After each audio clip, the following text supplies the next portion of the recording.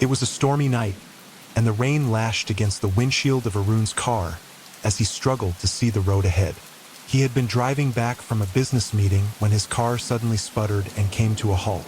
Frustrated, Arun stepped out into the torrential downpour and opened the hood. After a few minutes of futile tinkering, he realized it was beyond his ability to fix.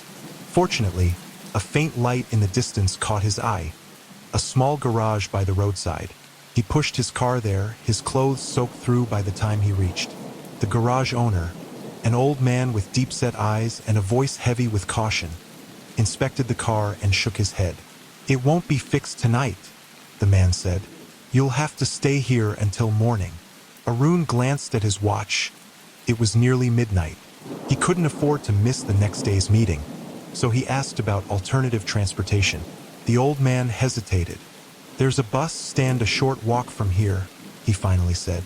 "The last night bus should come by soon." As Arun turned to leave, the garage owner grabbed his arm. "Don't take that bus," he warned, his voice low. "It's not safe." Arun shrugged off the man's cryptic words. He had no choice but to get on that bus. The bus stand was dimly lit and deserted. The wind howled through the empty street, and the rain continued to pour. Arun waited impatiently until the sound of an engine broke through the storm.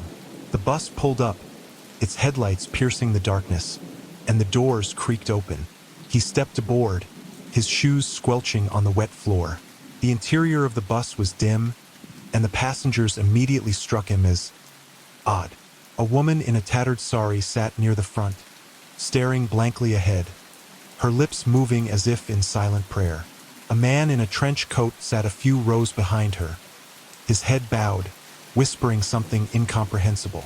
At the back, an elderly couple sat unnaturally still, their hands clasped tightly together, their expressions blank. Arun hesitated but took a seat near the middle. The bus jolted into motion, and he tried to ignore the uneasy feeling creeping over him. As the journey continued, the sense of unease grew stronger. The bus's fluorescent lights flickered sporadically, casting eerie shadows. Arun noticed that none of the other passengers moved. No one shifted in their seats or glanced out the window. It was as if they were statues. Suddenly, the bus screeched to a halt. Arun looked out the window but saw nothing but dense forest. The driver, a gaunt man with hollow cheeks, turned to face the passengers. "End of the line," he rasped. "What do you mean?" Arun asked, his voice trembling. "This isn't my stop." The driver ignored him. The other passengers began to move for the first time, all turning their heads toward Arun in unison. Their eyes were hollow, black pits. The woman in the sari began to laugh, a low, guttural sound that sent shivers down his spine.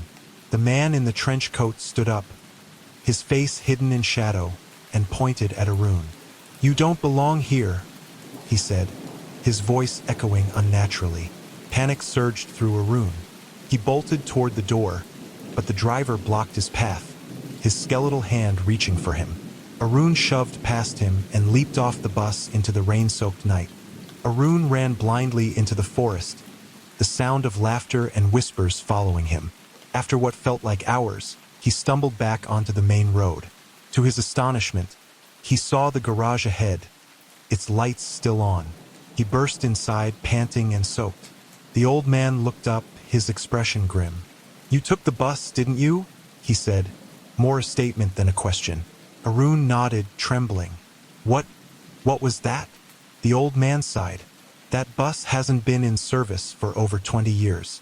Crashed on this very road, killing everyone on board. They say the spirits of the passengers still roam, looking for someone to join them." Arun felt a chill run down his spine. He would never forget the hollow eyes of those passengers or the haunting laughter that still echoed in his mind. From that day forward, he vowed never to ignore a warning again.